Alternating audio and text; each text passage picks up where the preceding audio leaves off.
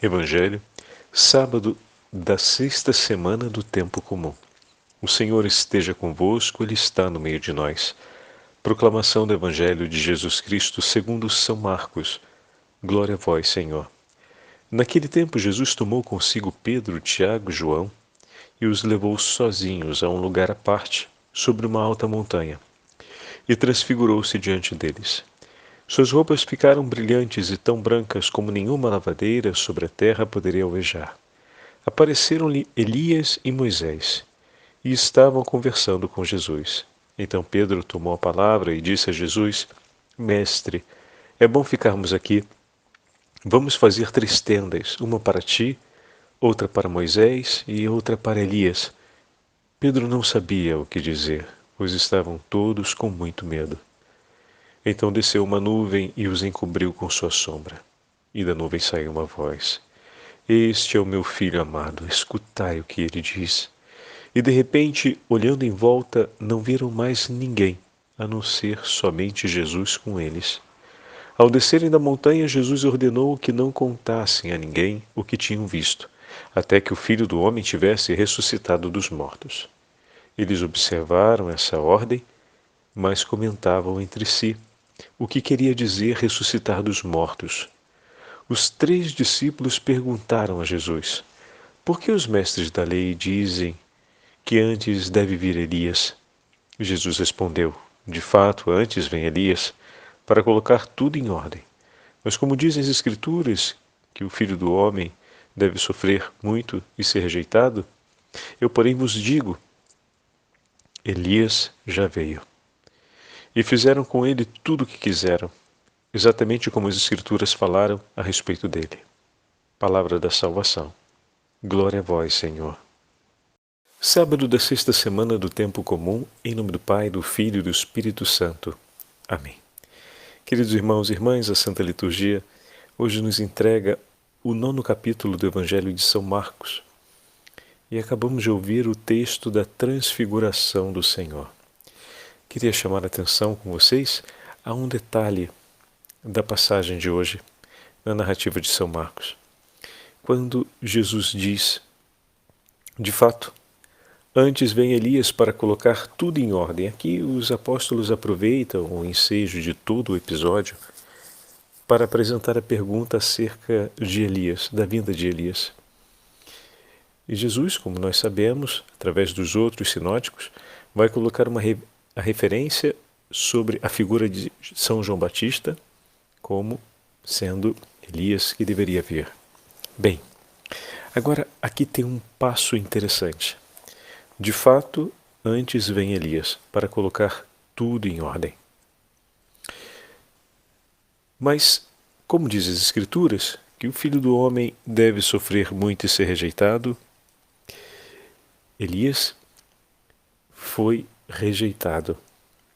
Uma parte acolheu a sua mensagem, chamando os homens à conversão. Assim, São João Batista, o novo Elias, chamou o povo de Deus à conversão, ou seja, a endireitar os seus caminhos, a voltar a caminhar sob a ordem do Senhor. Ontem ouvimos na primeira leitura a Torre de Babel e vimos essa marca interessante do homem que se orientava para longe de Deus, para a conquista das intenções do seu coração, e aquilo que parecia ser uma atitude perversa de Deus, porque criar as línguas, criar a confusão, entre aspas, na verdade foi um modo de frear, digamos assim, o ímpeto do homem, ou dar ao homem de novo a oportunidade de descobrir a linguagem de Deus.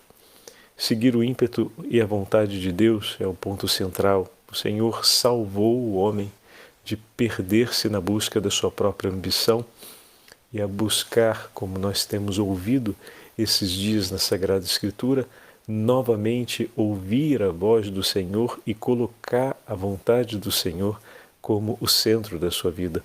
Ontem falávamos isso também ouvindo os textos de Padre Charles de Foucault.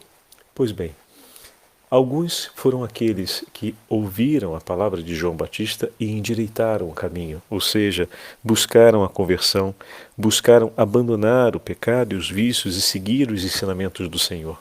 Outros, porém, não abraçaram essa mensagem, como falávamos a respeito de Herodes, que se admirava, entendia que aquela palavra era para ele, mas não a escolhia para si. O Filho do Homem deverá sofrer, ser rejeitado e perseguido, porque muitos são aqueles que ainda rejeitam e se obstinam contra a vontade de Deus. Aquilo que o Filho do Homem irá sofrer está anunciado na experiência de João Batista, no testemunho de Elias. Os discípulos ainda não haviam compreendido essa verdade, que o coração deles também poderia criar uma resistência aos desígnios e à vontade do Senhor, e que o Senhor veio também por eles. E a experiência de São Pedro, que testemunho deixou para a gente, né? O momento em que ele resiste, o Senhor o chama em causa, chama a sua atenção e Pedro, enfim, segue Jesus. Quantas outras vezes isso irá acontecer na vida do apóstolo? Até ele entregar toda a sua vida nas mãos do Senhor. Oh, meu Jesus, guia a nossa vida também nessa mesma direção, para que possamos entregar a nossa vida com docilidade inteiramente em Tuas mãos. E agora a gente volta para a primeira parte do episódio da montanha, quando o Senhor, no alto da montanha, se transfigura diante dos apóstolos, testemunhando assim a sua glória, pois daquele momento em diante caminhariam em direção a Jerusalém para o sacrifício, para a Páscoa, para atravessar a estrada da paixão, morte e finalmente a ressurreição do Senhor. Então o Senhor manifesta a sua glória, confirmando a esperança no coração dos apóstolos. E aqui tem um dado muito bonito. Aparece a figura de Elias e de Moisés, a lei e os profetas, aquele que foi o homem de Deus, juntamente com aquele que morreu no deserto junto com o povo, mas que contemplou Deus face a face e recebeu das mãos do próprio Deus as leis de Israel. Então eis aqui dois homens, um que teve medo da rainha pequenina que o ameaçava e fugiu para o deserto e no momento da angústia pediu a morte, mas Deus o consolou com seu anjo, fez ele comer, fez ele ficar de pé e fez ele retomar o seu caminho. Continuar sem desistir a missão que o Senhor lhe havia dado, Elias. Por outro lado, temos também Moisés, que foi o amigo de Deus, com quem o Senhor lhe falou face a face, apareceu na sarça ardente, posteriormente entregou a ele as tábuas da aliança. O rosto de Moisés era luminoso quando ele descia da montanha, mas que por conta também de seus pecados, terminou seus dias junto com o povo no deserto.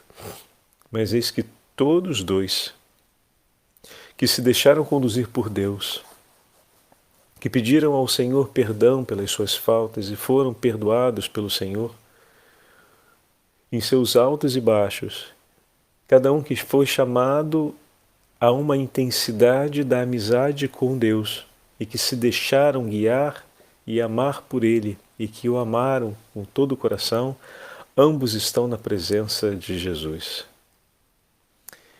Às vezes a gente fala somente como em um caráter simbólico, Elias que representa os profetas, Moisés que representa a lei. Sim, é verdade, mas ali estão também os dois personagens que trazem para mim e para você um testemunho de vida. Eles se deixaram conduzir por Deus. Conduziram centenas de homens no caminho do Senhor, mas caminharam por esse mesmo caminho. Foram pastores do Senhor à frente do seu povo, mas também foram ovelhas do rebanho, que viveram as suas passagens, os seus momentos de grande dificuldade por conta de seus próprios pecados, na hora de morrerem para si mesmo e de seguirem esse pastor que falava em seus corações como um amigo. Em muitos momentos macularam essa amizade ou não conseguiram sustentar o vigor da própria fidelidade na aliança da amizade, mas o Senhor veio em socorro deles e eles caminharam até o fim. Um foi arrebatado aos céus, o outro pereceu no deserto, mas ambos estão na companhia de Jesus. Porque em histórias tão diferentes de vida, em comum tiveram a entrega total da própria vida nas mãos do Senhor. Souberam pedir perdão, souberam acolher o perdão do Senhor e souberam humildemente deixar-se endireitar e endereçar pelo poder do Espírito Santo. Perceberam? Oh, meu irmão e minha irmã, e você e eu, essa estrada é nossa, esse caminho é nosso. Não tenha desânimo na sua vida por causa dos contratempos, por causa da sua fraqueza, por causa das dificuldades. Olhe o testemunho daqueles que nos precederam e veja quão grande e misericordioso é o teu Senhor. Tenha a humildade de reconhecer as suas faltas e de suplicar a Ele ajuda, de confiar nas mãos do Senhor tudo aquilo que ainda resiste no teu coração à inspiração de Deus, ou tudo aquilo que ainda agita o seu coração diante da vontade proclamada do teu Senhor e diz, como falava ontem São Charles de Foucault, Senhor, eu quero que não seja outra, mas a tua, Senhor, somente a tua vontade, cumpra-se em mim, Senhor, a tua vontade. Eu estou aqui e não me retiro, Jesus. Eu estou aqui na tua presença e continuo. Fica comigo, Jesus. Fica comigo, Senhor. Caminha comigo, eu preciso de ti. Pedro quer estar na companhia do Senhor e vai estar na companhia dele. Tem 12 tronos preparados no céu para cada um dos apóstolos.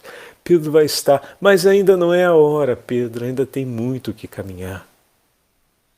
O desejo de estar junto com o Senhor, de habitar na sua presença e na sua companhia, invade o coração do apóstolo desde sempre. Perceberam isso? Mas Jesus disse a ele, Pedro, ainda não é o tempo. Ainda não é o tempo. Ainda temos muito que caminhar. E Pedro caminhou com o Senhor. Pedro caminhou. Naquele momento em que o Senhor disse, não é agora, não é a hora, daquele momento até o dia em que Pedro finalmente sentou ao lado de Cristo, nos céus, no trono que o Senhor lhe havia preparado, junto com os 11, até ali teve muito que caminhar. Vamos caminhar, meu irmão? Não vamos ter medo desse caminho? Às vezes a gente contempla a glória, o poder de Deus, as bênçãos do Senhor, a gente contempla o céu e prova um pedacinho do céu e vem aquele desejo ardente de poder estar ali. O Senhor está te dando essa graça para você continuar desejando, para que seja ânimo do teu caminho. Mas não desanime, não fique desapontado, nem se deixe desencorajar se o teu Senhor diz, ainda não, vamos caminhar. Caminha com Ele. Moisés caminhou com Ele. Elias caminhou com Ele, com o Deus Altíssimo, né? Pedro caminhou com o Senhor. Os discípulos caminharam com o Senhor. Todos os santos que nos precederam caminharam com o Senhor até o fim. Também nos momentos de oração, nos momentos de contemplação, de intimidade, pediam para poder estar na tenda com o Senhor, queriam estar na companhia do Senhor, mas o Senhor muitas vezes disse, ainda não, é hora de caminhar, caminha. Pedro vai passar por uma outra situação que nós conhecemos quando vai até o Senhor e diz, Senhor, todos te procuram, fica aqui, vamos ficar juntos. E o Senhor diz, sim, não aqui, Agora é hora de seguir, é hora de caminhar. Ainda que todos queiram, aquele momento ainda não é o momento de estar permanentemente aqui. O lugar para estarmos permanentemente juntos é no reino dos céus. Então, se na caminhada desse tempo o Senhor em alguns momentos nos levar em direções diferentes, depois nos aproximar novamente, Ele sabe os nossos caminhos, deixa o Senhor conduzir a nossa história. Mas uma coisa é certa, caminharemos sempre juntos aqui, porque o Senhor diz a todos, caminhemos, caminhemos. O nosso lugar junto e definitivo é no céu. Esse é o tempo em que o Senhor nos fala, é hora de caminhar. Ele desceu a montanha com os discípulos e seguiu até Jerusalém. E da Jerusalém até a Jerusalém Celeste, muito foi preciso percorrer. E Pedro deixou-se conduzir pelo Senhor e percorreu todo esse caminho. Eis aqui o chamado para a gente hoje, que nós possamos percorrer da mesma forma, que nós estejamos no grupo daqueles que se deixam modelar, que escutam a voz do Senhor e se deixam guiar por Ele, a fim de que estejamos juntos no reino dos céus. Caminhemos, meus irmãos, pois o Senhor está conosco, o Senhor caminha à nossa frente, o Senhor nos orienta na direção certa, corrige o nosso traçado, nos coloca juntos nos passos de cada dia, para que nós possamos estar definitivamente com Ele no reino dos céus.